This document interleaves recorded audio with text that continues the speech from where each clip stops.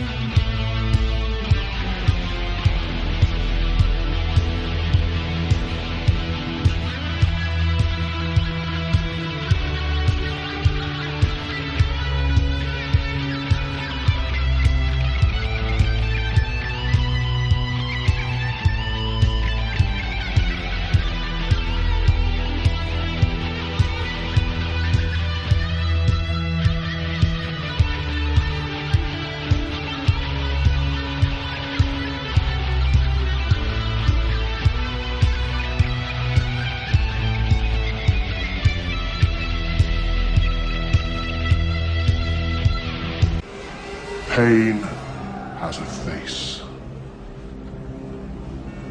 Allow me to show it to you. I am pain. That's the Ladies and gentlemen, boys and girls, everybody, welcome to this week's episode of Sacrificial Terror Podcast. I am Sam, I am Mason, and with me as always, my wonderful co-host, Miss Zombie Barbie. And my brother from another mother, Mr. Incomparable himself, Lance Wagner. Howdy-ho, neighborinos. And we have a very special guest this evening. Tonight, we have the one, the only, Mr. Bill Oberst Jr. Welcome to the show, my friend. Oh, thank you.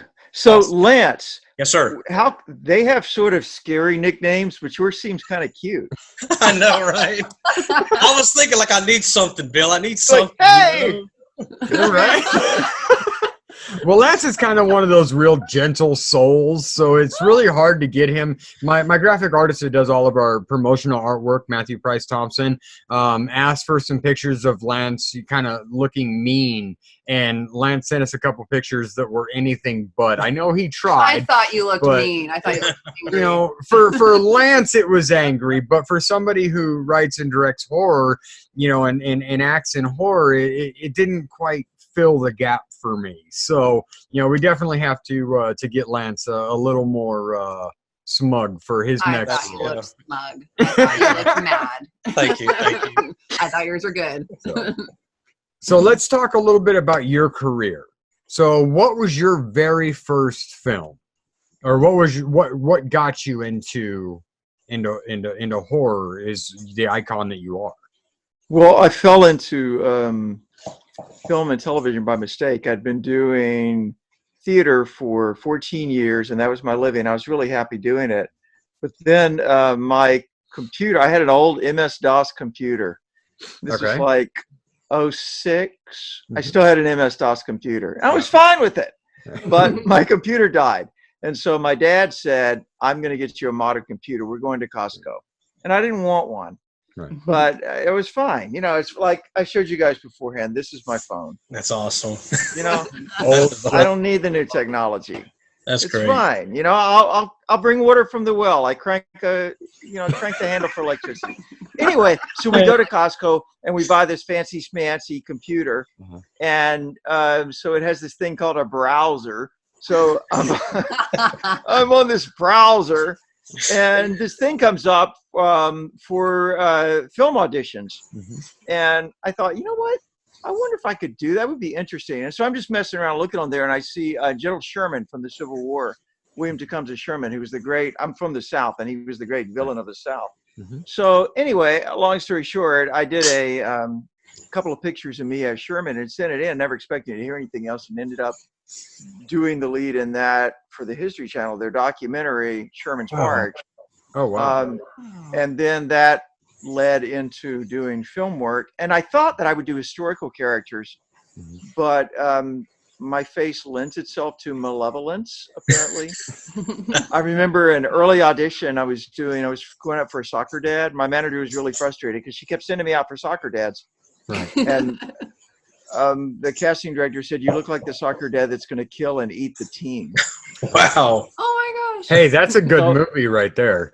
And then, and this casting director told me, so look, can I do you a favor? I've been around a long time. I said, please, God, yes. Go dark. I said, how dark? He said, with your face, you can't go dark enough. Wow. And Wow. so, yeah, that's how I started doing horror. And I loved horror. I Mhm. just never thought of myself as being particularly scary. I'm like, inside, I'm like Lance. Right.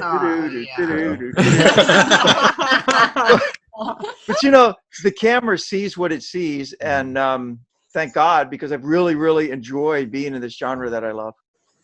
Well, and that's amazing because your rendition in Circus of the Dead of Papa Corn was amazing. I mean, your portrayal of that character is just. How do you go about is that like a method acting type thing for you? Is that where you're constantly in character, whether you're on set, off set, or is that something you just kind of ease into here and there when you're on set? I'm not a really good actor, and I think really good actors can text and talk on the phone and then turn it right off immediately afterwards and just go right on. But I can't. I have to focus on nothing but that and the character. Papa Corn scares me because his worldview is nihilistic. There is no meaning in anything. Everything's a joke. Nothing's real, and everything is ironic, including death. None of it means anything. But he doesn't even have what I would call the holy laughter, the absurdity that you might get from that to say, well, if nothing means anything, I'm going to try to live a good life. Papa Corn is completely meaninglessness. And that frightens the hell out of me. And so he scared me while I was doing it. And I had nightmares about him. I had nightmares for months after him. And I can't watch the movie again. The first time I watched it, I was by myself in the apartment in LA. And it was a rainy day. And Billy sent me the screener and I watched it. And afterwards, I had to go out and just take a walk, even though it was raining, because I just needed to see that there were birds and clouds and trees. Wow. Yeah, he is terrifying to me. So it didn't feel like you didn't see that as you playing that character when you watched it. No, I forgot all about it being me. And I don't mean because it was a great performance. I mean because he's frightening to me, because life without meaning is, that's an abyss. And once you fall off it, God knows what you'll do. And yeah, he's terrifying. Yeah. Wow. Yeah, he was. You did great. You did so good, though. You keep, saying that you don't think you're a great actor, but you are amazing. We love all these different films that you've done. Oh, thank you. I just try to listen to the directors, and they usually know better than I do what to do. Yeah, and you just do so good. So I was trying to explain earlier to Sam, remember, was it Take That Lollipop? What was that? Was that I can't remember I remember it coming out, but was it an app that you had on your phone that? Yeah, it was one of the biggest Facebook apps in history. That's and it won an Emmy Award. And it was the first app to use Facebook in a subversive way. It pretended to log onto your profile using all the information, which we now know, but back then it wasn't so well known that Facebook has. Right. And it constructed a fake profile, and then this stalker started going after you. We filmed it in LA at Linda Vista Hospital, this old abandoned hospital. Right. And the project was very secretive, and they didn't tell me what I was looking at. It was just a blue screen computer. Right. And I was like, I don't know what am I looking at? And the director just kept whispering in my ear, go dark, go dark, go to the darkest of the darks. And so I just slobbered and drooled and, thought of the most heinous stuff. And then when the app came out, I thought, oh my God, I'm looking at Facebook profiles. Yeah. Oh, okay. And so then I had the experience of having children when the app was really hot. We had hundreds of millions of views. Children, like in the line of movie theaters, saying, Mom, that's the man that stalked me on Facebook. Oh, shit. No. I swear it wasn't I me. was fake, I swear. Don't say that. Don't say that. That's the man that stalked me. Wow. So my understanding is you have about 202 film credits on IMDb. Is that I think like 5 of them are good. about what 5 do you think are good? Circus to the Dead Okay. is certainly among them. There's a movie called The Retrieval, which is not horror. The Retrieval is a coming of age film from the Civil War, and I play a slave bounty hunter. Okay. It's a beautiful movie. There's a Mark Savage film called Stress to Kill with Armand Assante, which is weird, but I really like. There's a Criminal Minds character that I did. I loved you in that episode. Yeah, and I really enjoyed that. And then the new Rob Zombie, 3 from Hell, I think is going to be good. That's going to be Tony Commando as your character? Yeah. That's a cool name. Rob loaded it up with cameos, so I got a little part. And on set, it was like, oh, there's Danny Trejo. Yeah. Oh, there's Clint Howard. You know. Mm-hmm. Did you see D. Wallace and? Yeah. Oh, there's D. Man. Yeah. D and I have been in like 5. Last year we were in 5 films together, but we're never in the same scenes. Okay.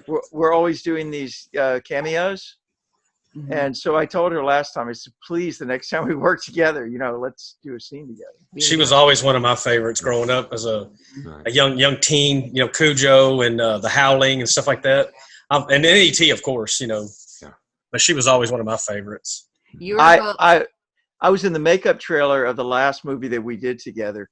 And I said, Dee, you were just in this thing I did.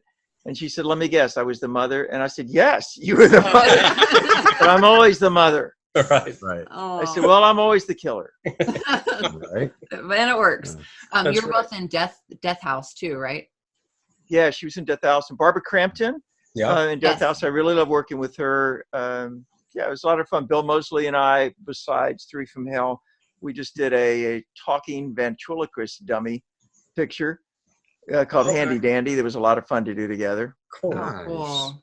But I'm very clumsy on set. Anytime there's stunts, people who have worked with me say, I'm going to get hurt. Bill's going to hit me. And they'll be like, oh, no, dude, you'll be fine. But they always get So Bill and I were rolling around on the floor on this green screen, and we're supposed to be going into the eternal abyss. The dummy, we've been cast into hell. And so we're supposed to be, that shot where you're floating down going, ah. The director was like, I need you to really be screaming loud. I was screaming so loud and flew my hand out like that hit Mosley's in the head. And he said, Jesus! I knew I was going to get hurt. All right. Oh, yeah. That's funny. It's funny. That's why Papa Corn in Circus of the Dead, I think that's why Billy didn't let me do much of the killing. Papa Corn just kind of sat there and just took it all in while the more competent clowns killed. More competent. Well, he was definitely a psychological mastermind behind everything. And the way that the thing I really liked was that he spun it in a way so that they could never be caught, really. And by making the victim, the killer, and spinning it that way and leaving those traces behind was bloody brilliant. We had Billy Paul on the show a few weeks ago, and we all sat down and we all watched it and checked it out, and I was absolutely amazed at how good the storyline and the actors and the performances were in that film. It was truly amazing and iconic. Mm-hmm. Well, Billy described the clowns to me, and the other guys had worked with him a lot before, but I was having trouble. Like, I thought, oh, he's a clown, he's funny. Right. And Billy said he's a homicidal, rapist, necrophiliac serial killer whose day job happens to be as a circus clown, but it could just as easily be as a plumber. Right. Okay. Mm-hmm. So this is his job, right? But underneath it, he would be the same thing he was no matter where he was working for. And Papa frightens me because unlike the real life terrors that we live through again and again with these mass shootings, he doesn't have a reason. He doesn't have a manifesto. He doesn't give a flip about 8chan. He doesn't care. He doesn't care about you. He doesn't care about immigrants, and he doesn't care what color your skin is or how old you are. He doesn't value anyone except himself. There is no one in the world except Papa Corn. And so if you exist in his world, you are fodder. Right. And that's devilish. Yeah. Oh, yeah. Yeah. Very narcissistic. Yeah. Totally narcissistic. Everything's about him. What I thought was really the most chilling scene was, but it's played for laughs, is when, and those who haven't seen Circus of the Dead, I think the site is circusofthedead.com. Circus of the Dead movie, something like that? Do you know? Right. I don't know the actual website. I will look. We'll it find out what the site is where you can order it and buy it. A Scream Team Releasing had it, but I think that was to help out with Billy on his cancer fight. Okay. So, Mhm. but I think there was someone else had it too. But the most chilling scene in Circus of the Dead to me is when the clowns, who are actually really horrible people, call up Donald out of the audience, and he's won a prize, and it's played for laughs. But Papa Corn, as the audience is cheering, leans in and says, Yep. "I'm going to kill your entire family." And he says, "What did you say?" I said, "Congratulations." Yeah. Yeah. Great It's like, line. and so Papa Corn does exactly what he said he would do. Yep. Yeah. Mm-hmm. I think the weird part about the movie too is like at that point right there, Parrish's life changed, and he was so bored. You know, Donald's life had changed. He was so bored with everything up to that point, and then you do a complete 180 for him, but he'd have much rather gone back to the way he had it, and he was so pissed at how his life had turned out. But then now he's made to look like Sam said, he's made it like the bad guy, you know? And yes, exactly. So yeah, that's what Papa plays with you. And they're backstage behind the tent, and Papa says, "I need your address." And he's well, what do you need that for? And then Papa drops out a character as if the real him is a character. Right. And he drops into another character and says, "Come on, man, I'm just trying to do my job." Right. Which is a character for Papa. Yeah. But so his layers of lies, it reminds me of another character I did in a movie for Jordan McClure called Children of Sorrow. I saw that. Father Simon, the cult leader. Yes. In my mind, he was a liar about everything. Even when he pretended to be telling the truth, he was lying. So everything was a lie within a lie. There was no truth, and that also is terrifying to me. Mm-hmm. Yeah. So looking at it right now, all I can find is that it's being put out by Scream Team Releasing. So you can find it on Scream Team Releasing, or you can find it on Amazon Prime as well. Awesome. But I can't see that it actually has an actual website of its own. I wonder, doesn't Billy have it posted bloodybill.com or bloody? I wonder if it's on his personal website. Yeah. Or just, I guess if you just Google Circus of the Dead movie, you'll find it. Yeah, like where to get it and stuff. Because I have it on Amazon. Yeah. But if you're watching and you're a fan of extreme horror, I would urge you to watch it. It's a disturbing movie. Oh yeah. Very much so. Yeah, that was So I'm actually looking through your credits on IMDb right now, and I see that you were on an episode of True Blood. I did not recognize you in True Blood. Way back. It was a dog trainer. Uh-huh. Although the dogs were humans, of course, because of blood. More recently, I did Scream Queens. Yeah. I saw that Jamie Lee Curtis directed, and that was a lot of fun to watch her work. She has a way of making everybody on set want to do exactly what she wants, but they feel like it's what they want to. Right. Okay. That's cool. She came in and went to a set house in LA, and they got it all dressed up like this creepy costume shop. And they come in and you know, the job of the ADs and everybody said, especially when you have a star director, the shots are all lined out where they figure Jamie Lee, all you have to do is come in and just sit in your director chair and say, "Action." We got it all planned. Well, they don't know Jamie Lee Curtis. So she walks in, she listens completely as they walk her through the shot, and she goes, no. Wow. We're not going to do that, but here's what we're going to do. Something infinitely better. And then she starts laying out the shot she envisions, and 2 minutes later, dolly tracks are being laid with enthusiasm. That's awesome. Wow. Yeah, she's incredibly charismatic. Yeah. So she was good to work with then. Well, she blew 2 takes because she was laughing. Oh. Because I did exactly the way she said to do it, and every time I did it, she just laughed and laughed. And finally, we got one where she didn't laugh, and so we had it in the bag. We were just about ready to do it, and then she said, "Let me talk to production, because on a big network show like that, you know, production likes to know, you know, how each scene is running." She came back and she said, "They're going to cut the scene if we can't cut the time in half." Because we had timed it out. She said, "We timed this out like a feature, and it's great, but we got to double time it." So we did it again in 1 take, double timing it, and that's what aired. Okay. Nice. Yeah, that show got really popular. Like that was all over. like, you know, Facebook and stuff and all these posts and yeah. So I still need to watch it though. That being said, Well, because I don't have cable, so like I don't have, you know, a lot of stuff I miss because I just don't have cable. there's just so much stuff on. And like, Oh yeah, it is. It's Oh, and you know, we were saying before we went on, and I think it's worth repeating here on the air that there's so many movies now that it's so easy just to make your movie, and if you don't have marketing for it, it just falls off onto the cliff. So guys, if you're watching and you have a movie that you really like, or an independent director you really like, or an independent actor you really like, support them, talk about them, and help with the buzz. Because usually indie films don't have a marketing budget. yeah, And without that, it's so easy to just disappear. There's some fantastic horror films that just come out, get amazing reviews, and fall off the cliff into oblivion because they don't have the money to stay in the public eye. right. Well, and that's one of the things that I'm struggling with the film I'm in production on now, Normal Terror.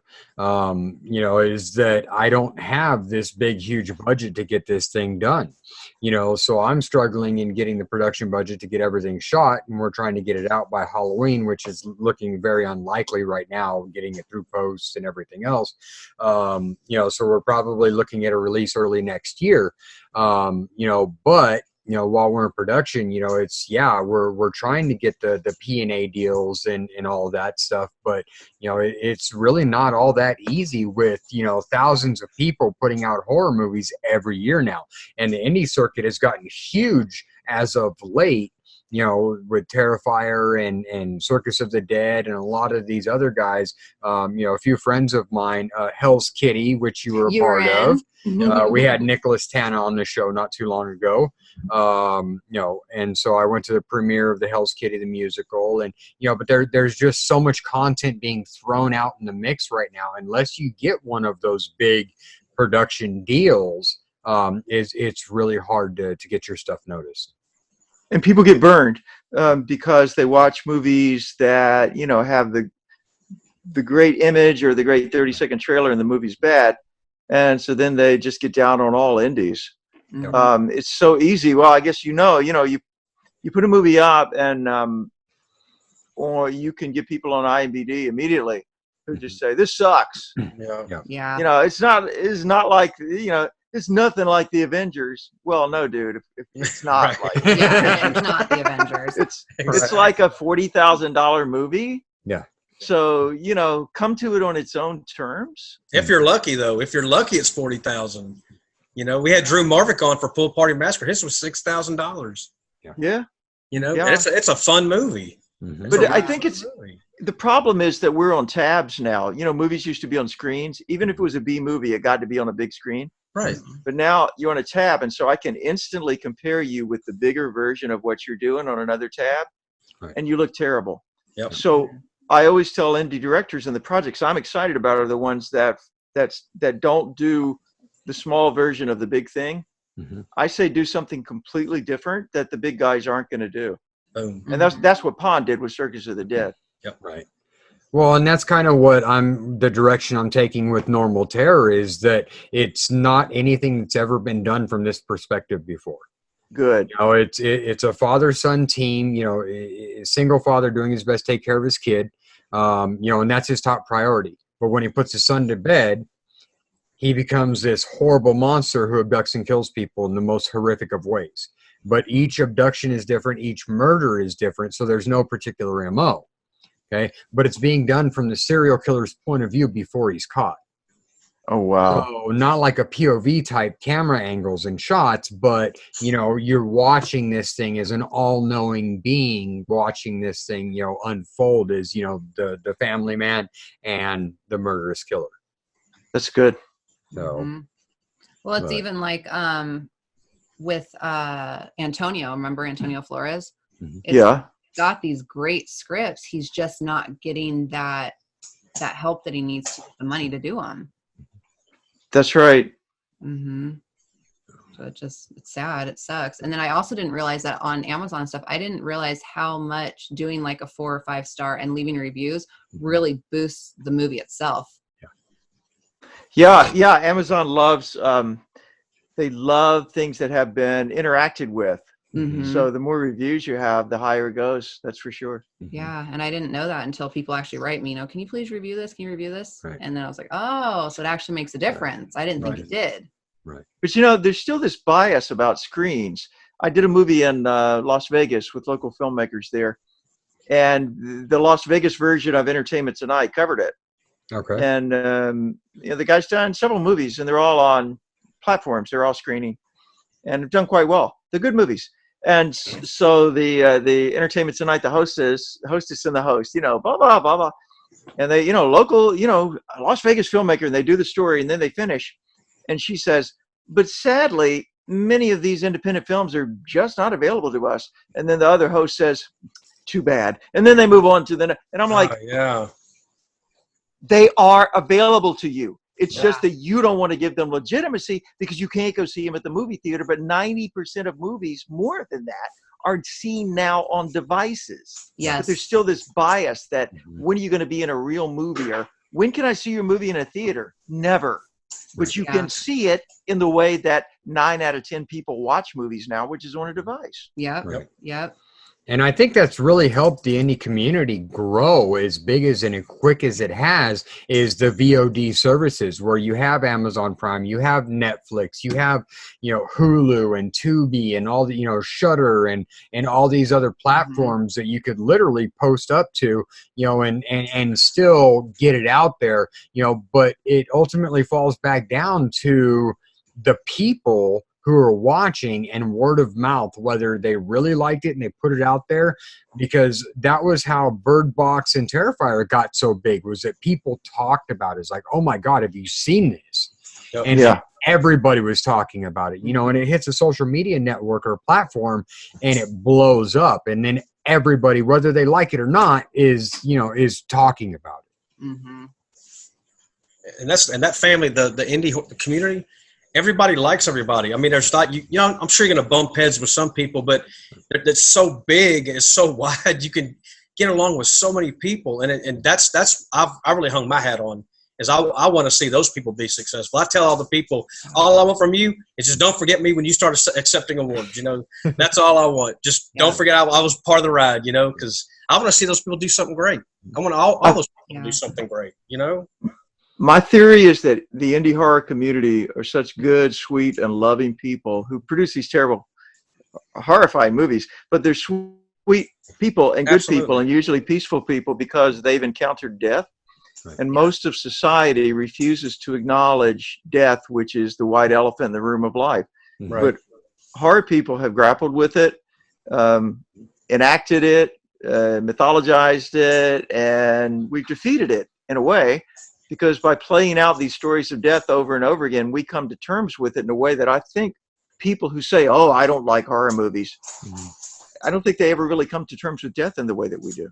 Right. Yeah.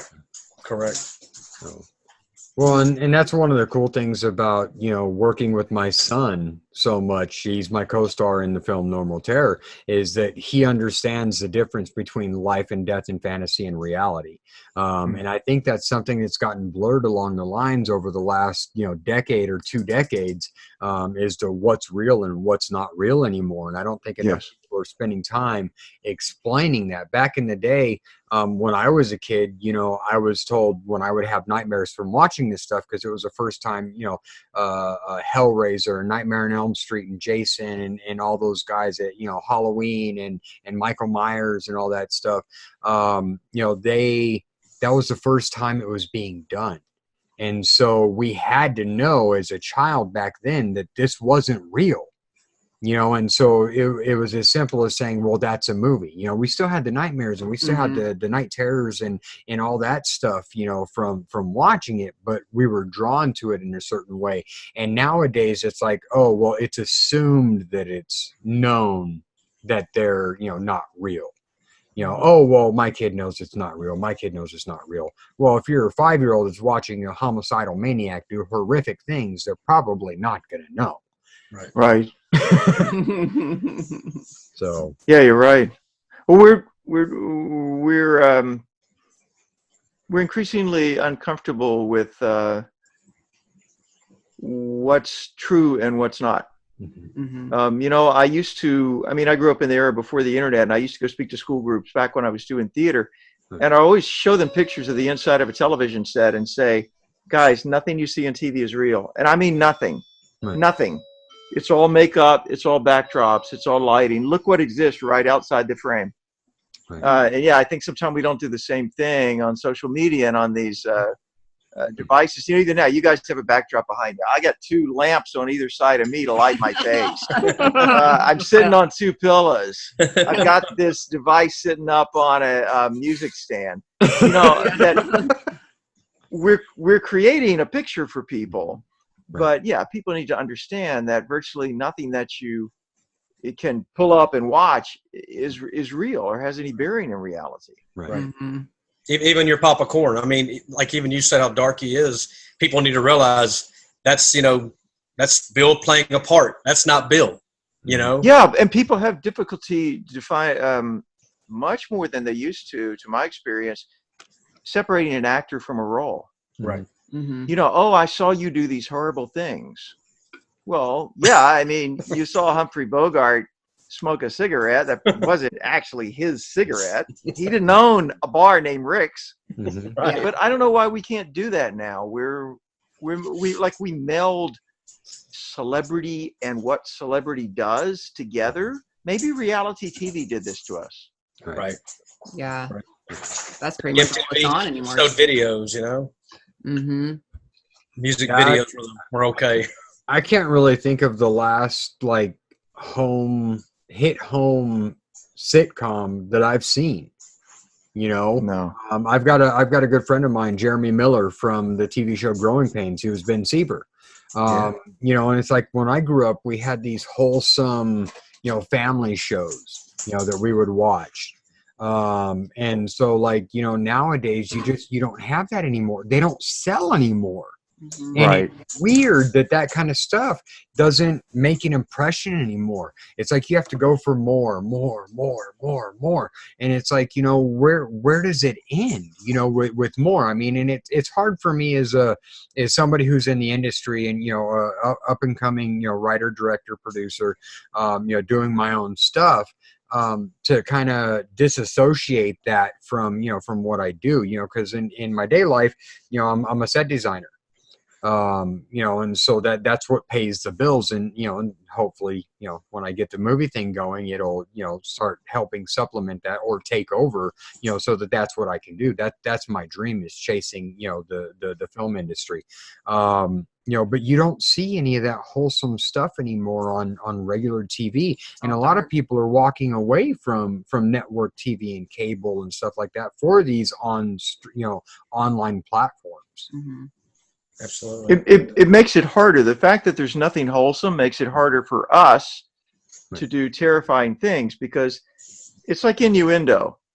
You know, a comic used to be able to come out and tell a dirty joke without actually using dirty words because there was something called innuendo. But if everything's just really right out there, there's no innuendo. You have to go straight to the chase. There's no foreplay. And so it's harder to do shocking and horrifying things if all of entertainment exists to be shocking. It's tougher. Well, and everything's so and that's why I end up dressed as a necrophiliac clown, licking Chanel Ryan's face and remarking, and I quote, "Tastes like slut." Well, and if I remember correctly, you also forced her face or decapitated head to do some very interesting things. Yes. Yes, I did. Yes, that did happen. But you know what? Sam? Win in Rome. Yeah, okay? That's right. Win in Rome. That's right. As the Romans do, my friend. That's right. I was telling Bill, when we had him on, I said, I had this thought of what Chanel was going to happen with Chanel, and it was like, when everything started to unfold, I was like, this is what I thought was going to happen. I mean, at all, that movie just goes off the rails quick. I mean, just completely off the rails. I met Chanel, too, at the Cult Class Convention. That was my favorite scene, actually. Yeah, that's a great scene. That's the scene in which Papa Coin was the least terrifying to me for some reason. That's weird. We were having back and forth conversations. Yeah, we're when texting. Rhiannon was finally getting to really watching it. She was like, Oh my god. "Oh my goodness!" Right? Yeah. It was classic. You should have seen Billy showing me how to do it. Oh wow! He was like, Bill, you just got to really get in there. You just got to get in there. Wow, that's awesome. Oh, And it's funny because my understanding is that they captured your penis on camera, which none of us actually noticed it while we watched. Until It was something that Billy brought Billy pointed out, yeah. I think that was a prosthetic. That was I later thought on, right? It's possible. We've had a lot of this discussion on the show lately. it's like A lately lot. it's been on the show so much. We're like, there's so much. Yeah, we had Cherokee Creek. We had the guys from Yeah. Cherokee Creek on not too long ago, and I think we mentioned Dick 130 times or something like that. We have on the a poll episode. on Facebook to see how many times it was said, because once we were saying it so much, the guys from Cherokee Creek and all of us were trying to just throw it in there to like. Ezra, you know Ezra Buzzington Uh-uh. from Hills Have Eyes. Yeah. Yes. Okay. Ezra and I are buddies and, the same kind of movies. And we got talking once about prosthetic penises, and we each had like 3 or 4 prosthetic penis stories. And he was like, oh, I wore one time that was so heavy. And I'm like, oh my God, I know. Oh, wow. Now, Great do conversation. they put those in a strap for you? Is that how that works?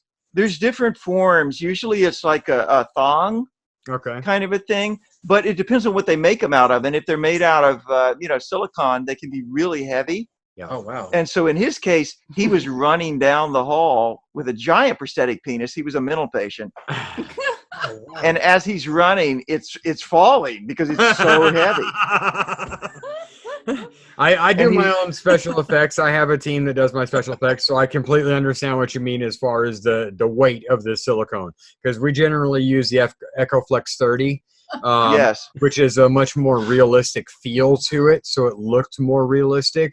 But yeah, the weight of those, we did a full torso for the autopsy victim in my movie, and the full torso, literally, even though she was a tiny, Asian girl, it was still just a torso, neck, cut off at the shoulders right here, and then cut off at the waist is still a good, 30 pounds. Wow.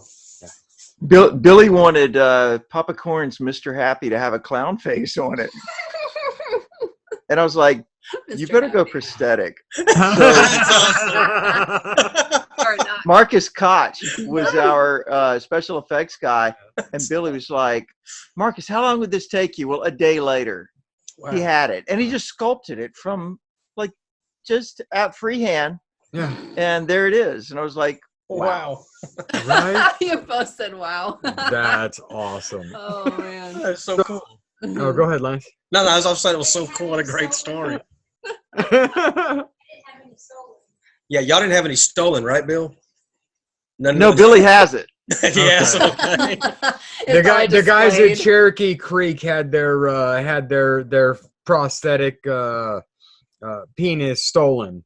Like 3 of them, yeah. not just one. Somebody kept stealing them, and he has no clue who it was. It was just some random person stealing them. It's like, man, Wow. really wants prosthetic penises. So if anybody out there has seen Cherokee Creek's prosthetic penis, please return it. It's very important to Todd and Billy. Someone paid money for that. Come on. Oh. That's good stuff. So as a writer producer, how would somebody go about? Are you a SAG actor? You are, correct? Yeah. Okay, so how do you get so many independent jobs? Are you FICOR, or do you just? How does that work? I am. Okay. I am FICOR, yes. Mm-hmm. And my jobs come usually through word of mouth.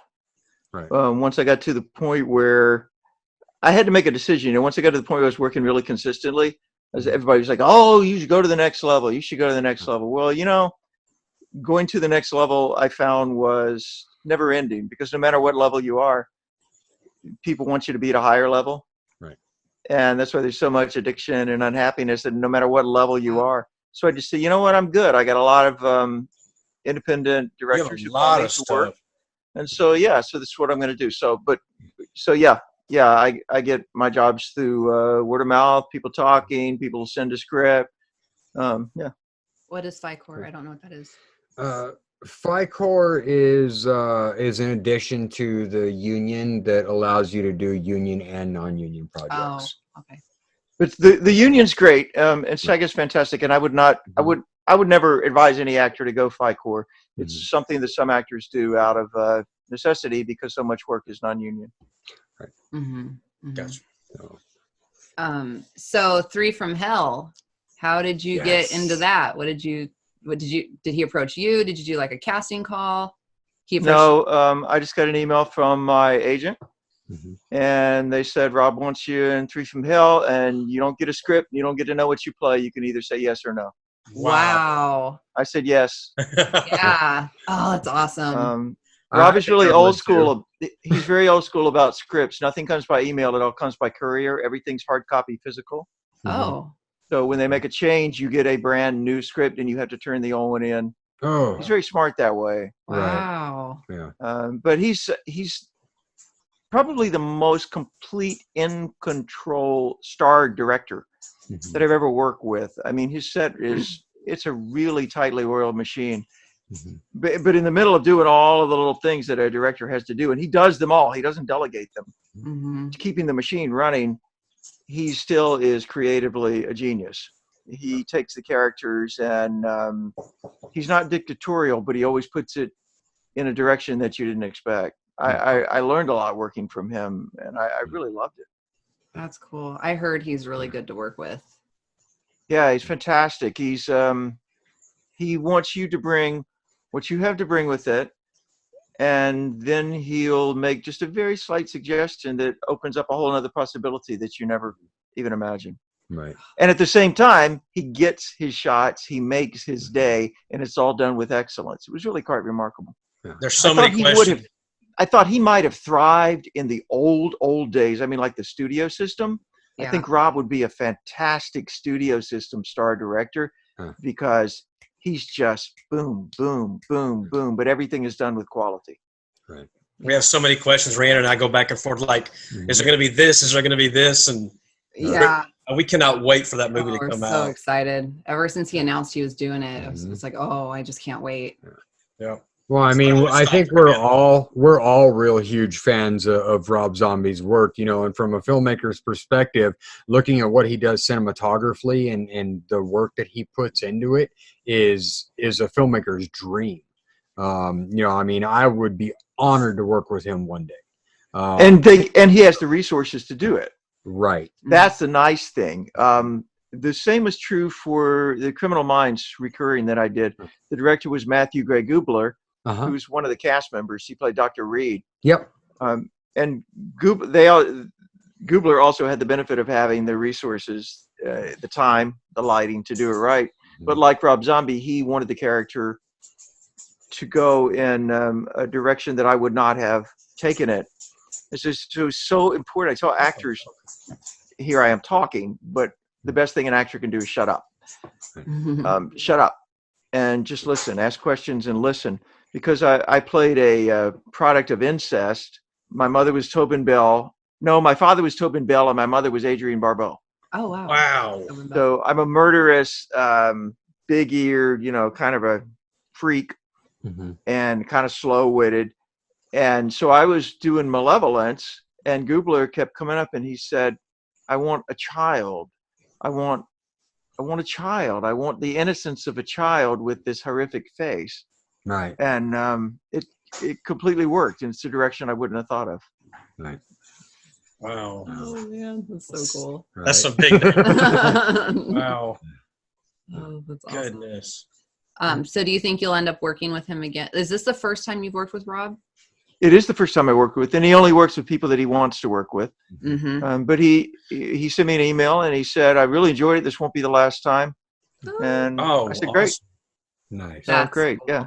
I wrote down some names like he just in 3 from Hell. I mean, you had Sherry Moon, Sid Haig, Bill Moseley, Danny Trejo, Clint Howard, Richard Brake, Jeff Daniel Phillips, Dee Wallace, Billy Blair, who we had with Cherokee Creek, Dwayne Whitaker from Pulp Fiction. He was the pawn store guy when Bruce Willis and Marcellus Wallace come in.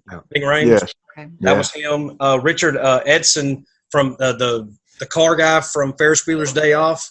I mean, he had those are people like you kind of forget about them, and then Rob brings them back, and all these great memories come back. You know, I love that about Rob. You know. Yeah, me too. He really does love the genre. Yeah. You can tell. Mm-hmm. Absolutely.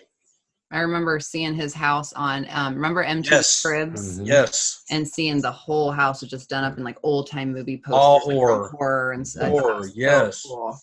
And that was years ago. I don't even think they have that show anymore. That might have been before the House of a Thousand Corpses. Was it? Was it that far back? It was. Yeah, it was. Well, and there was rumors, because I grew up listening to his music as a kid, and there were rumors that when he would write a new album for his music, whether it be White Zombie, you know, when he was still together with them, or when they did, you know, when he went independently, that when he was writing an album, he would sit in a room and play nothing but old horror movies, and that's how he would sit there and write that. I don't know how true that is, but that was the rumor that was going around. He sampled a lot of them, so that makes sense.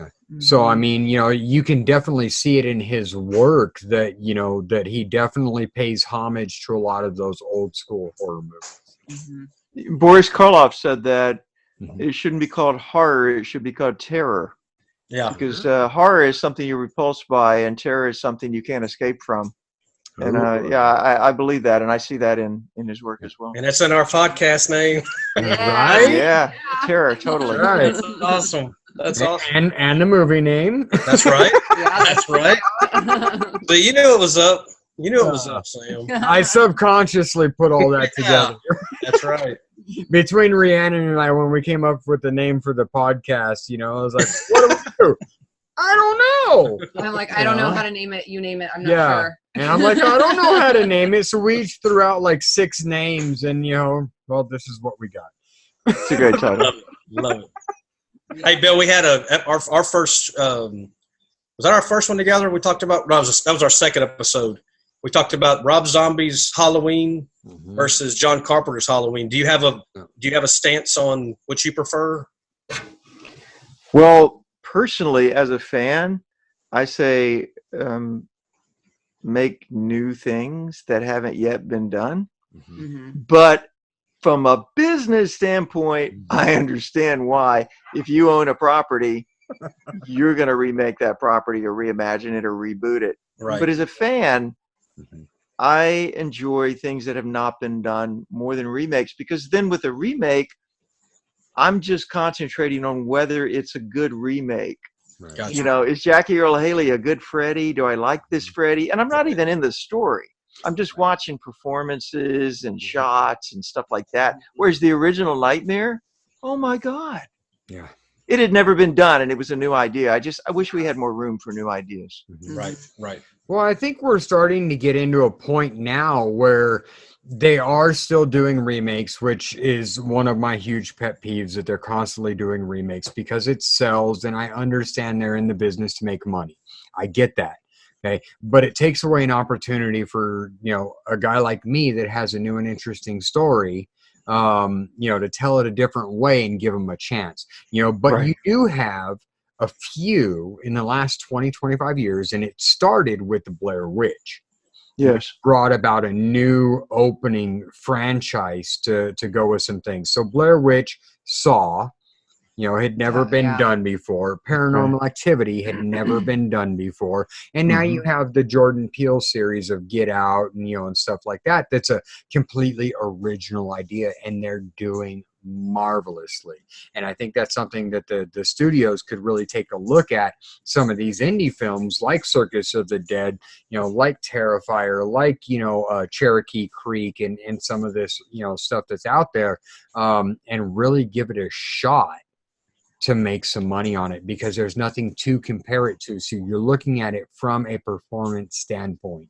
Yes, that's right. And the difficulties that Todd told us about to get Cherokee Creek made. I mean, he did like the Kevin Smith approach and put all of the money on credit cards to get it made. And which that to me makes it even that much better of a movie. I mean, he just total labor of love. I mean, he did everything he could to get that movie made. They were talking about an actor wouldn't show up, so they had to put his clothes on Todd or Billy, and they had to pretend they were that actor for that scene, and just so many different things to get that movie made. And I totally respect those guys for that. You know, that's the only way to do it. You know, I just got a letter from Pakistan. I've got these videos on YouTube of like, you know, how to be a success in Hollywood. I'm talking about actors and acting and stuff. And so people write me, and this guy was like, you know, I'm just not getting the roles that I want. It's like, produce your own thing. No matter what you have to do, produce your own thing. There's no excuse to right now. And like you say, you know, Lance, sometimes you just got to go in with the credit cards and do what you have to do to get it done. Yeah. I was talking to at a horror convention last year. I was talking to Richard Brake and Jeff Daniel Phillips, and I was with these people that were doing a like fan filmy type thing, and Jeff Daniel Phillips said the same thing. He's like, you guys need to do your own thing. Like, quit remaking stuff that's already been done. You need to actually have your own original idea and do it, because that's what's going to sell. That's what you need to do. Right. I'm in my stage work, I started touring a solo show as Ray Bradbury, the author. Oh, cool. Yep. And that was a complete labor of love. You know, there's no great clamor for a Ray Bradbury show. And it took me 3 years of savings and credit cards and contacting the family and going back and forth and working my ass off to make it happen. And now I've got to figure out how to make it a large scale success. But it was something I really, really wanted to do. And I wouldn't have thought of going to somebody else and saying, can you make this happen for me? Because no, they won't. Nobody cares about your stuff like you. Right. Yeah, it's very, very true. I didn't realize that you were the one personally doing Ray. Like, I knew you were Ray Bradbury, but I didn't realize that was your production of, you know, doing it. Yeah, I contacted the family and said, you know, would you be into it? And I'm a huge Bradbury fan. And the challenge is, you know, for a world with such a very short attention span, making them interested in the type of rich language that Bradbury had, but also his worldview. He was extremely realistic about what humans are and our limitations, but he was also very optimistic about our future. Right. And I wanted to do something that was hopeful and would lift people up, and that was also literate. I'm very big on words and correct use of them and descriptive use of words, because I think a lot of time we just use shortcut placeholder words. And we don't really say I'll Google what we mean. words Yeah. to make sure I'm using it right. Yeah. I'll do it all the time. It's funny because when I was in high school, I had a friend of mine who I didn't come from a very well-to-do upbringing. And so I had a friend of mine who told me that, you know, in his group of friends that I was known as an idiot because I would try to use the words that they used, but I was using them in the wrong context. Aww. And so, you know, he told me that people are like you because they're afraid of you, not because they think you have any merit to what it is you're saying.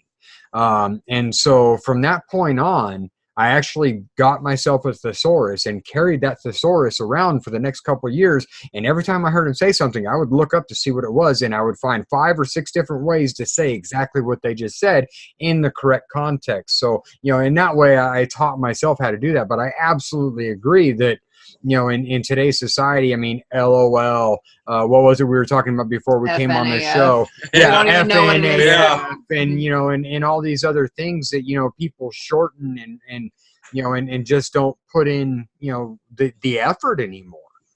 Well, we talk in cultural shorthand too, pop culture shorthand. Yeah. I was walking on the beach this morning. I was thinking about this very thing, and I thought, okay, in our culture, if I say Yoda, you know exactly what I mean. But what if you had never heard of Yoda? Could I? Right. And so for the whole beach walk, I thought, how would I explain to someone what I mean when I say Yoda? I should be able to say that and to have those words before I use the word Yoda, or else I'm just throwing stuff around. Right. I think I remember back when you were down here, didn't you say LOL? You don't like LOL, right? Well, I don't understand it because I started getting like, hey, I saw you on Scream Queens last night, LOL.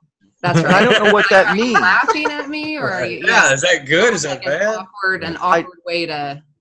And then the best answer I got, I guess the most honest answer, is someone younger than me, of course, said, it doesn't mean anything. It's just an expression that's amended to the end of sentences, but I don't understand that either. Right. Yeah. What is the equivalent? Is it like just an extra semicolon? I don't understand. Well, it's just weird that it's laugh out loud. That's what I've always Like- taken it as. I thought, but they said no, that it's morphed away from that, and now it's just something Wow. you say, like, hey, LOL. That's weird. Okay, yeah, I didn't know that part. I Yeah. always think LOL, like laugh out loud. Evidently, Okay, we're is not that- up on the pop culture. We need to get to our kids and be like, you know, What hey. does this mean? Yeah. Yeah. I'll ask my daughter that sometimes because like I'll see something or like somebody will text me something. I'm like, I have no clue what that is. And I'll text them like, what does this mean? And Yeah. it's like something you just wouldn't even think. I'm like, huh. Somebody Yeah, said it's like somebody drowning, you know. Yeah. I'm like, what is It's such shortcut.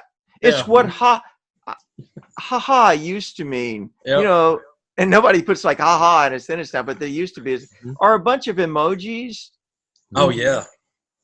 in a Facebook message. Okay. But I get Right. business emails that have emojis in them, Oh, and I just don't trust that person. yeah. Well, I mean, unless they're Egyptian. Hieroglyphics. Hieroglyphics, yeah. Now, if we had hieroglyphic emojis, I would be so into it. Right? That's awesome. Or even native, you know, native emojis or, you know. whatever. Yes. Yeah. Yes, that would be so cool to have like Choctaw emojis, and nobody would know what it meant. I Right. should just start sending it. Yeah. That's good. I think we should do that. I think that's a $1 billion idea. I think we should create like, you know, native or Egyptian or, you know, Mayan. I don't care what they are. Yeah. Doesn't matter what culture they come from, but start using like historically accurate emojis. Every kid. Yes, and send people like a string of them, and then say, "Do you agree?" And then they'll have to sweat. Yes. I don't know. You do They're gonna agree, say- don't you? Where's the LOL? Yeah, it is LOL and the happy face. Every kid is going to be so confused. And Oh, big time. Do any of you ever think of, and I'm ashamed to admit this, especially doing what I do for a living, but any of you, when somebody cuts you off in traffic or does one of those heinous things, do you ever think of creative ways to kill them? Yeah, that's what normal terror is about. Okay, good. I mean, this is how I came up with the ideas for all the murder scenes that I have in Normal Terror. I mean, one of them I skin like an animal. You know, like I'm field dressing an animal that's, you know, like a deer or pig or whatever that I've just killed. One of them I'm drowning. One of them I kill with a belt sander. One of them I perform a live autopsy on. So, I mean, yeah, they're very creative kills in how I'm doing this, but that's how I came up with this stuff, you know, is, you know, the people that I've talked to, and, you know, my son actually helped me in some of this. It's like, well, I need to come up with another kill. What do you think? What do you think is brutal enough for this to happen? And of course, you know, my son's like, oh, you know, and comes up with all these ideas, you know, and I've got some friends that are as sick as I am. So, you know, I threw some things out there and like, oh, well, what about if you do this? So, yeah, I mean, being a truck driver for as long as I was a truck driver, I spent a lot of time in my head, which is how I developed a story as well as I did. In of course, and that's my opinion. But, you know, being able to think about these things, I mean, given the right circumstances, that's something I want society to think about when they watch my film, is that given the right circumstances, anybody is capable of doing the things that this man is Oh, doing. yes. Yes. I think it's brilliant. I imagine cars that cut me off, I imagine them exploding into flames. Nice. Involuntarily, I imagine it, and then I repent of it, and I say, oh, God, I'm so sorry. I didn't mean that. yeah. But it's the first thing you think of. Right. Yeah. Mhm. Yep. Yeah. So apparently you got cut off a lot. Being a truck I would driver, really like to skin you right. like an animal. right? Being a truck driver, I did get cut off a lot. Especially in big cities. I had two things I had to ask Billy real quick, or Bill, on Evil's You don't Toy. have to make them quick, brother. Okay, Evil's Take your Toy with Gregory Blair. Are you doing some stuff with Gregory Blair? Yeah, we got a couple of projects in production. Were you talking about one that's already done? Well, it's Evil's Toy. Is that it's in production? Oh, yeah. Okay. That's actually really good. That's about a demon who gets loose on the internet. Okay. I think he gets loose on social media.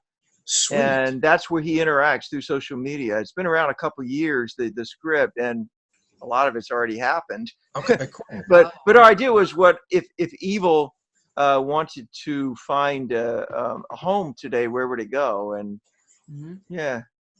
It's because It's Sam's an actual demon, and he's losing. Okay. Sam's doing some work with Gregory Blair on a series pretty soon. So that's Yeah, why I thought that was pretty cool. Blair is awesome. Yeah, I have a co-starring role in the episodic Winter Haven that he's co-writing. Oh, good. Yeah. Good. And then also Bill Impure with one of my favorites, Max Wassa. Have y'all worked together? No, we have not. Okay, are y'all going to work together? I hope so. Okay, because she seems like she's just a sweetheart, an absolute sweetheart. I feel the same way. You know how it is with these projects; they get announced, and we wait for money, and you never know which one's going to come up next. Okay. So I saw that one. People will ask, like, well, why did you follow up this movie with this? Because it got funded. Right. Gotcha. Yeah. That's always the answer. Gotcha. Whoever has the money first.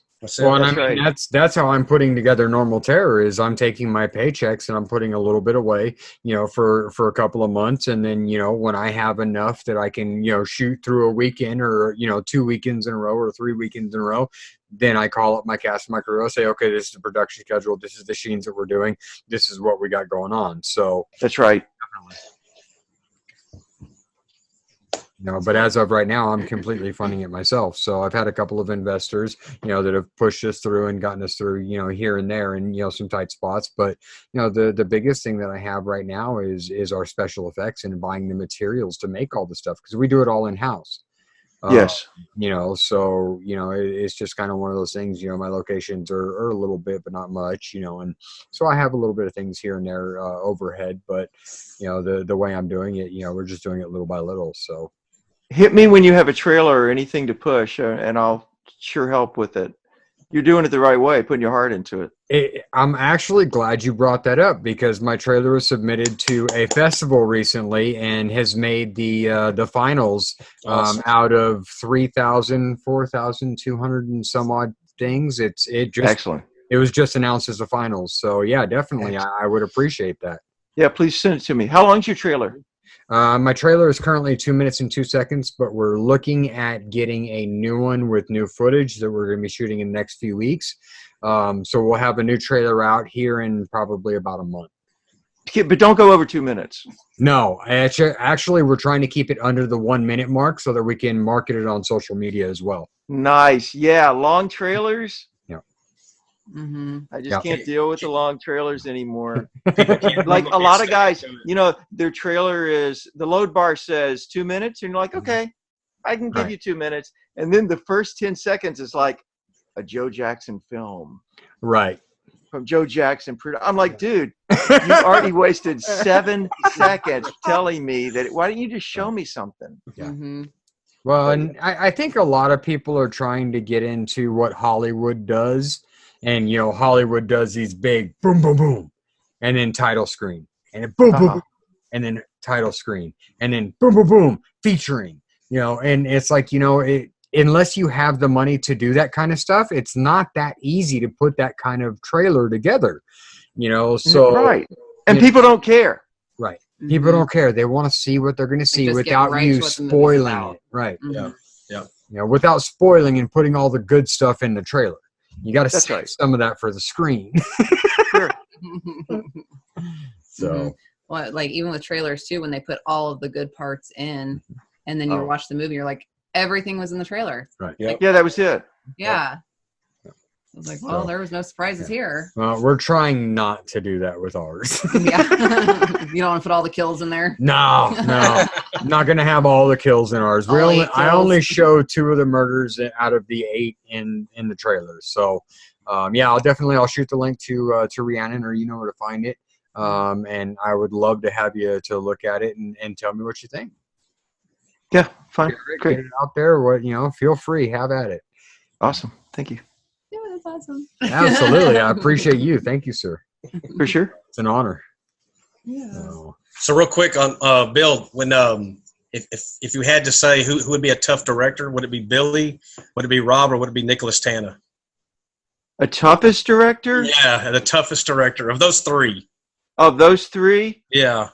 Nicholas Tana, because Interesting. Nicholas Tana at the hoping- last minute said, like, we're going to strip you almost naked and we're going to write pussy on your chest. Is that okay? Like, he just decided that this scene was going to happen. Oh, Well, wow. Nicholas, I'm on set, so sure. Wow. Why don't, and Doug Jones is right here. Why don't you do that to Doug? Yeah. How was it? No, it was fun.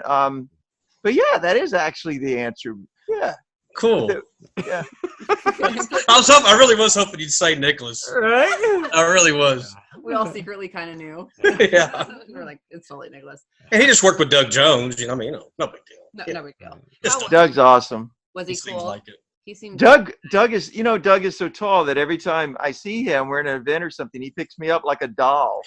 Oh, Literally. And he's like, "Oh, Billy." And my feet are dangling. And I'm like, Doug, this is really embarrassing. That's awesome. What so are these exuberant. dolls called that are on the strings? Marionettes? Yeah, the marionette. Yeah. Yeah. That's right. Yeah. So you become a 'Cause- Doug Jones marionette? I'm short. And so if I'm killing somebody who's tall, I have to have a box. Oh, wow. Okay. Like flying a half apple for Bill. So Right. I'm sensitive about it. And Doug's like, hey. You're sensitive about it. So yeah. Oh, But Bill Mosley's not that tall either. okay. Well, actually, he Okay. is, but Yeah. I had a box. It was fine. Yeah. I have elevator shoes for Abraham Lincoln versus Zombies. They had a 6'4". The Asylum did it. They had a 6'4" Lincoln, Mhm. and something happened between them and their 6'4" Lincoln on the first day of filming. So I get a call almost at midnight and says, "Can you go to Savannah for 3 weeks and play Abraham Lincoln?" Wow. And I said, I'm 5'8", and he Mhm. said, "You'll stand on a box. It's fine." Wow. So the whole movie, I'm not only in a box, but they got me elevator shoes, the ones that Tom Cruise wears. They're called the Toto, Okay. and your feet are almost like this, almost straight up and down. Oh, wow. Oh. It's like wearing heels, so you can fall off them easy. Mm-hmm. And I still have them. In fact, Blair just tweeted out, Gregory Blair, last week, a picture of me and him at an event where I'm wearing them, and I'm way over him, like towering down. Wow. And so I sent him a reply and said, I don't wear these shoes anymore because I kept falling off of them. Does it make your When it- legs sore? So like when you're on set, does it make you all sore? Oh, yeah. I don't know how women do it. Mm-hmm. When I showed up on set, before I had the elevator shoes, the director, who was not happy about whatever happened between himself and his original Lincoln, he said, "You're the new Lincoln?" I said, "Yes." He said, "God help us. God help us." Wow. Wow. Get him some elevator shoes. Wow. Gotta That's love those crazy. apple boxes on set. For sure. That was funny. The story you said with Bill, that y'all kind of tussled a little bit. I met Lou Temple at the Cult Classic Convention in 2017, and he was telling us that story where I'm the devil. I'm here to do the devil's work. Mm-hmm. When that scene between him and Lou, and he cuts Lou's face off. Well, he said that the blood that they were supplying as a joke from Lou to Bill. Lou was spitting the blood at Bill, and Bill was kind of getting pissed off at him. I thought that was a kind of a cool story, Yeah. I'll bet he was. I bet Bill's a lot of fun. Yes. Like I say, everybody in horror, especially when you're killing each other, it's always a lot of fun. You guys know Maria Olsen? Yeah. Oh, Yes. yeah. She's actually, I'm co-starring in The Butcher with Maria Olsen. Awesome. I killed Maria, and it was a blood cannon kill where they had the tube run up behind there, and we're in a rented location, and there's like 15 minutes to go. And both Maria and I were like, "You're going to see the tube. Mhm. Don't do this because you want her to twist when she goes down. You're going to see the tube." And the director was like, "No, do it. Go." Well, we did it, and of course, you saw the tube, and so the whole place like covered with blood. And so they had to beg the location manager to let them clean up and get another take. Oh, wow. But it's always stuff like that. And then the actors who know everything can say to each other, "I knew it. Yeah. I told you so. I told you that when you blew that dummy's head off, you shouldn't put the pinto beans in with the cauliflower. And then the other actor always finishes and says, because the pinto beans always stick to the ceiling. And you're like, exactly. But you can't tell them anything because they're directors. That's the way we talk. That's good stuff. Oh, that is fantastic. All right, Lance, do you have any last questions? I think I got all mine in. I'm very happy. You did great. Miss Rihanna, my dear? I don't have any questions. I asked, all my questions. Awesome. Mr. Bill, do you have any questions for us? Yeah, and this may be too long for your segment, but yeah, just think about it, or maybe just like bullet answers or something. Because you're all of a generation below mine, and you're looking to the future more than I am. I wonder what you think the future of indie movies are, given the fact that the whole idea of cinematic exhibition and big screen is probably not coming back. What's the future for indies? Super successful. It seems to me like they're very actually hopeful. getting more popular. I think over the last couple of years, it's really started changing, and the indie world has started coming up from where it was at one point in time. It was primarily seen as like a low budget 2 a.m. sci-fi channel type thing. Whereas now, especially this last year at the Academy Awards, an indie was nominated for an Academy Award and actually won a couple, which was huge for the Academy Awards. So I think we're starting to make our way as indie filmmakers up into the leagues as the big boys. And I think that scares the hell out of the studios because we're doing it without the ridiculous budgets that they're using. So I think as long as we continue creating amazing cinematographic art, and original stories and following our passions and doing it because we love it, I think it's going to be hugely successful. At least that's what I'm betting on, as an indie filmmaker. So, I would definitely love to see my film distributed, nationwide, worldwide, and have these huge, big box office openings. Whether it will or not, I don't know. It depends on when we get to distribution, how the distribution, the P&A, marketing campaign works out and stuff like that. So, but I think there is a much greater potential for that nowadays. I hope you're right. That's inspiring to hear. Great. That's what I want. I appreciate that. Yeah, Thank me you. too.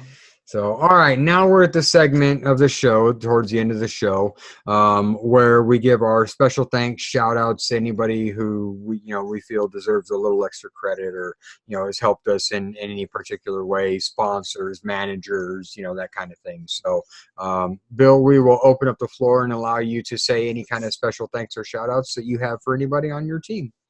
Well, there's two movies that I would like to. My manager doesn't like me to mention him, and my agent says, "Why would you bother?" So, no, I work with low-key people. But there's two movies. One is Circus of the Dead.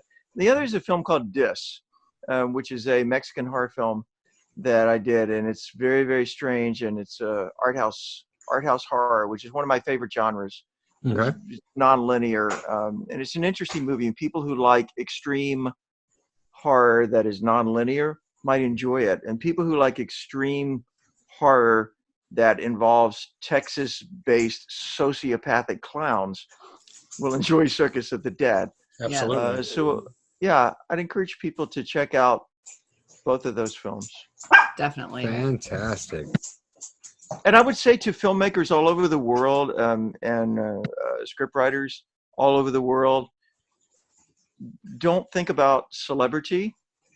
Just write from your heart. If you're writing for our genre, write what scares you. When you wake up at 3 a.m., what really freaks you out? Yeah. Don't think about, oh, I could get a celebrity video in my movie if I write about this, or oh, this is really popular. Don't do that stuff. Yeah. Just create from the heart, and then I think exactly what Sam was saying will happen is going to happen, that we're going to continue scaring the hell out of the big studios because they say these people are producing incredibly powerful content and they're doing it for pennies. Right. So write and create from your heart. Yep. Awesome. I agree. I appreciate that, Mr. Bill. Thank you so much for being on the show. Mr. Lance Wagner, we will now open up the floor to you to give your shout outs and thanks. Just want to thanks, Bill. Again, this is like freaking this, like I always say, bucket list type stuff for me. Just getting to visit with you is so awesome. And I want to encourage everybody, please see Billy Pond as Corn. See Circus of the Dead. Yes. I got this too. He sent me that too. Yes. So, Billy, if you watch this show, I want a care package like Lance got. I'm jealous. He froze up. Are we frozen? Oh, there he goes. There he goes. It's back. You're back. Oh, okay. You're back. Yeah, you just got to send him a self-addressed stamped envelope. Okay. All right. We'll and anyway, so then, so Billy Pond and Circus of the Dead, Drew Marvick. We had Joe Casher on recently. Bill, his new movie Xenophobia just came out, and that's I believe it will be picked up at most WalMarts and be ordered online. It looks like it's really. Sam was at the red carpet, and I heard nothing but good stuff about that. Want to thank my friends David Martin, Thad Timothy, Lance Dell. Say anything about that yet, or wait? No, we'll wait till they make the announcement. Okay. And then Damon Williams, Brian Clegg, who did the artwork back there. You probably have heard that name before. Brian Clegg did your Papa Corn, and he'll be at the Cult Classic Convention. Scott Williamson, James Blankenship, Roy and Lisa Rose, who Bill knows from Bastrop, the Texas gas station, and then Daryl Hook, and then thank my beautiful off-screen producer, my wife Samantha Wagner. Going in for surgery Tuesday, so everybody put up some positive vibes and love and prayers for her. And then I think that's all I got. I'm Oakley Dokley. I'm done. You didn't do the robot today, bro. I didn't. Yeah, I'll do it for you. I'll do it when you start talking there. All right. Miss Rhiannon, who you got, sweetheart? I want to thank you for coming on, Bill. We've been so excited for this, and I've been dying to get you on here. So thank you for taking the time to do it. This has been really awesome. I want to thank my co-hosts. I want to thank you guys. Love my co-hosts. Without you guys, we wouldn't have the show, and it's awesome that you did this with me. I want to thank Matthew Price Thompson for our artwork, Chris Atella for our intro and outro, everybody that you mentioned, Lance. They're all really huge supporters and awesome and amazing. I want to thank Aaron Lee with Crazy Ink Publishing. My 3 books are going to be coming out in October. So right now I just got my edits back. So now I got to go through all of that and try getting that edited and submitted again. So those will be coming out in October, which I'll make announcements on that when it's ready. My best friend, Diana Register, who got me involved with Crazy Ink, got me signed. So I thank her. Awesome. All right. I want to first thank our guest, Mr. Bill Oberst Jr. Thank you so much. It is truly an honor to have you on the show and to interview you for the last hour and a half. Live long and prosper. Yes, live long and prosper. Gotta love Spock. Awesome. My wife got excited, Bill. He's a Trekkie. Me too. He is a Trekkie. Thank you to my co-hosts. You guys are amazing every week. You know, we bring it, we bring our A game, and without you guys, we wouldn't have what we have. Everybody Lance mentioned, everybody Rhiannon mentioned. I also want to throw out there the guys over at myindieproductions.com. I'm one of the featured artists on that platform, and Sacrificial Terror is now one of has their own page on MyIndie as well. It's High and Asaf. Did I say that right? Asaf? Okay. Asaf. All right. I butcher names horribly. So the fact that I got yours right the first time is like huge for me. So, but all those guys over there at My Indie Productions, they do an amazing job. They're huge supporters of, the indie community. And without them, we couldn't got where we are. Normal Terror still has the contest going on. However, by the time this video comes out, I think the contest will be over probably. Congrats to all the winners. So Yeah, congrats good job, to all. Woo! But we do have the contest to get your face on a missing poster in the beginning of the movie. You don't have to spend a dime. Share the post. So keep up on what we got going on Sacrificial Pond Productions, who is our official sponsor of this podcast, Sacrificial Terror Podcast. And once again, we want to thank our guests. Thank you so much for being on here. We will definitely be in contact. Again, thank you. And thank you for all of our fans and our followers out there. We love you guys. Thank you for allowing us to do what we love. Thank you all. All right.